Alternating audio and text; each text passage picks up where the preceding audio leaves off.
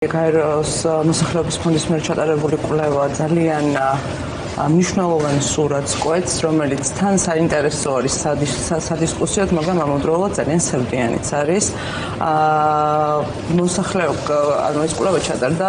11 ქვეყანაში, ხო, როგორც აღმოსავლეთ ევროპის და ცენტრალური აზიის ქვეყნებში და შედარდა დასავლეთ ევროპის და სკანდინავიის ქვეყნებთან და გამოიკვეთა ერთი სურათი, რომ ის კი არ არის პროფილმა, რომ ადამიანებს აღარ უნდათ შულის გაჩენა, არამედ უნდათ, უბრალოდ აქ არის ესეთი სტრუქტურული და სისტემური ბარიერები, როგორც არის დასაქმე ერთი მხრივ შემოსავალი, მეორე მხრივ საცხოვრებელი და მესამე მხრივ ჯანმრთელობასთან დაკავშირებული პრობლემები, პარტნიორი, შემდეგ მოყვება ჩამონაცვალი საკმაოდ მრავალფეროვანი არის, მაგრამ ეს სამი არის ის, რაც ყველაზე, ასე ვთქვათ, მეტად არის გამოყვეთილი, ხო, აფერხებს არამედ ადამიანებს უქმნის იმ გარემოს, სადაც მათ თავი უნდა შეიკავონ გარკვეული ნაბიჯების გადაცემას ერთგვარად, რომ აირჩიონ შვილის ყოლა. რა თქმა უნდა, დღეს ხა როგორ თან ხვდება ეს ჩვენს რეალობას, ხო, მე რო წავიკითხე ეს კვლევა, ძალიან შემეხო მე პირადად და დარწმუნებული ვარ, რომ ყველა იმ ადამიანს, რომელიც აი ამასაკობრივ ჯგუფში არის. ყველა მაგიდის გარშემო ამასაკობრივ ჯგუფში ვართ, ვინც ვექცევით მაგ კვლევის პარალელში, ხო. და ერთი მხრივ რო შევხედოთ ადამიანებს, რომლებიც დღეს მუშაობენ, უჭირთ თვიდან თვემდე თავის გატანა, ძალიან დიდი პრობლემა არის რეალურად საცხოვრებელი და ჩვენ თუ შევხედავთ ამ კვლევის სხვა მიგნებებსაც, იქ კიდევ სხვა ბარიერები გამოდის წინა პლანზე, როგორც არის მაგალითად ქალების უმეტესობა, დაახლოებით 40% ამბობს, რომ მათ არ აქვთ იმის, ასე ვთქვათ, გარანტია, რომ პარტნიორი იქნება ჩართული ბავშვების, ასე ვთქვათ, აი ამ მშობლობის პროცესში, რაც მათ შორის კაცებს მეტი შვილი უნდათ, ვიდრე ქალებს. დიდი სხვაობაც არ არის, მაგრამ ამით აიხსნება, ხო, რამდენად იმედებათ ის თუ ვინ იზრუნებს ბავშვს, ხო. დიახ და ასევე ძალიან საინტერესო არის ამ გეოგრაფიული განსხვავებებიც არის სოფლად ცხოვრები, ქალაქში ცხოვრები ადამიანები და ასე შემდეგ, მაგრამ თავარი არის ერთი და მნიშვნელოვანი, რომ ის რომ პროპაგანდა მუდმივად საუბრობს იმაზე, რომ ეს ოჯახური ღირებულებები მოინგრა და ასე შემდეგ, სინამდვილეში ამით ისინი ის არის იშვერენ იმ ადამიანებისკენ, მატდებენ ბრალს, როდესაც პრობლემა გაცილებით უფრო სისტემური არის, როდესაც საზოგადოებრივი ჯანდაცვა არ მუშაობს გამართულად, როდესაც ინფრასტრუქტურა არ არის მოწყობილი და მუდმივი შიში გაქვს, მუდმივად რომ შეიძლება ბავშვი საირნობდეს ქუჩაში და თხრილში აღმოჩნდეს და ასე შემდეგ. რომელიც დღევანდელი პარკში ვერ გაიყვანო, ბაღში ვერ მიიყვანო და ასე შემდეგ. ყველაფერი ადამიანი მიუყავართ, ხო, ადამიანი ცხოვრობს მუდმივად გადარჩენის მდგომარეობაში. მუდმივად ასეთ დროს ესეთი რამ ხდება, რომ ადამიანის ბიოლოგიურად უჩნდება იმის აუცილებლობა, რომ მან დაზოგოს ენერგია და ამ დროს ფიქრი გამრავლებაზე, ფიქრი იმაზე, რომ მან შვილები გააჩინოს, ბუნებრივია დროში გადავადდება, ან საერთოდ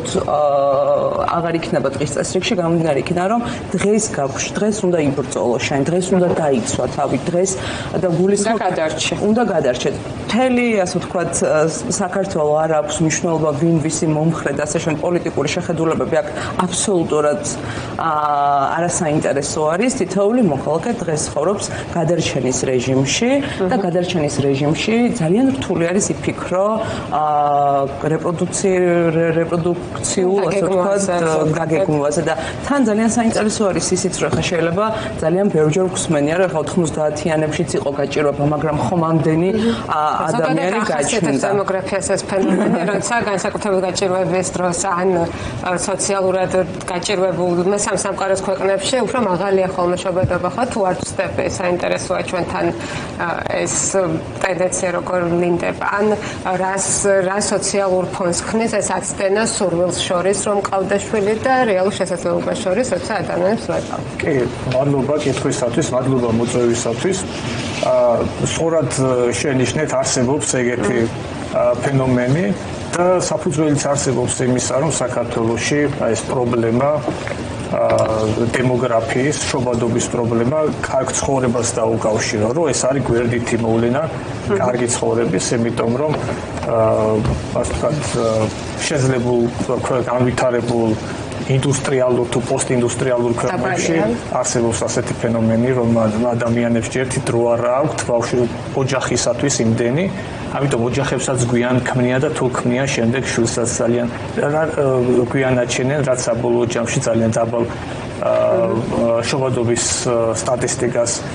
იძლევა. ამასთან ერთად უფრო ინდივიდუალიზმი ვითარდება ასეთ ქვეყნებში, ადამიანებს ურჩევნია თავისი შესაძლებლობები დასვენებაში და გართობაში დახარჯონ და თანხები ამასთან ერთად ვიდრე ოჯახში და ბავშვის ყოლაში, მაგრამ საქართველოზე ამ სურათს აბსოლუტურად ვერ გადმოიტან. საქართველოში ეს კარგი ცხოვრების გვერდითი მოვლენა კი არ არის, უბრალოდ კარგი ცხოვრების და კარგი შესაძლებლობების არახელმისაწვდომობის გვერდითი მოვლენა. შუაში ვართ თითქოს, ხო? რა, აი ხედავ რომ შეგიძლია რაღაც გქონდეს ხელის გაწვდენაზე, მაგრამ ვერ გაქვს, ხო? ამიტომ აქ ერთი გადაწყვეტილება, ერთი რომ ბავშვი არ გყავდეს, მეორე ის რომ გადადება ხდება ამ გადაწყვეტილების მომავალში, იმიტომ რომ ჯერ კიდევ რაღაცა გარანტიები შეიქმნა, მათ შორის ფინანსური, ეკონომიკური გარანტიები ყველაზე მნიშვნელოვანი არის, მაგრამ თუ ევროპაში შეიძლება ოჯახმა დასავლეთში გადადოს ბავშვის გაჩენა და სამაგიეროდ იახტა შეიძინოს, საქართველოში ბევრს იცნობთ ასეთ ოჯახს, რომ იახტა ყავდეს საერთოდ, აი ბავშვი კიდე გვერდზე იყო. ან თუ ყავთ ბავშვების ეყოლებათ საქართველოში მაღალი ალბათობით ამის. ხო, საქართველოში სხვა სოციალური და პოლიტიკური, სოციალურ-ეკონომიკური კონტექსტი არის, ხო? და აქ მოლოდინები არის კიდე ამასთან ერთად სხვანაირი, იმიტომ რომ ერთი მხრივ მოლოდინები არის ის, რომ შენ ბავშვს გინდა მისცე ალბათ საუკეთესო ჯანდაცვა, გინდა ბავშვს მისცე საუკეთესო განათლება, ყველაფერი საუკეთესო და ელოდები იმ დროს და მომენტს, როდესაც ამისი უზრუნველყოფის შესაძლებლობა გექნება, მაგრამ რეალურად შესაძლებლობები ქვეყანაში ალბათ სადღაც მესამე სამყაროსას ალბათ ცოტა აცდენილები ვართ მესამე სამყაროს, ხო, მაგრამ აი ეს მოლოდინები და შესაძლებლობები ძალიან აცდენილი არის. ხო, რამდენად ოპტიმისტურად უყურებენ მომავალს კიდე ალბათ ესეც ფაქტორია, ხო? ხო, ოპტიმიზმი არ ვიცი მართლა გითხრათ, მაგრამ მე უფრო კიდე ერთ აცდენაზე გავამახვილებდი აქ ყურადღებას თვითონ ოჯახებში, ასე ვთქვათ, ეს მიკროინსტიტუტი რო ავიღოთ, ოჯახი იქ როგორ არის, ხო, როლები ძალიან არათანაბრად არის გადანაწილებული, ამაზე უკვე აღნიშნეთ და აი როლებზე მოლოდინი როგორი არის, ხო, აი სიტყვაზე მოლოდინი არის რაღაცა მე-19 საუკუნის პერიოდში ჩამოყალიბებული, შეიძლება უფრო ადრეც, რომ ოჯახის მარჩენალი არის მამაკაცი და ყველაშიც ჩანს. ხო, და ქალი არის დიასახლისი, მაგრამ ეკონომიკური რეალობა ის არის, რომ რეალურად დღეს მარჩენალი უნდა იყოს ორივე.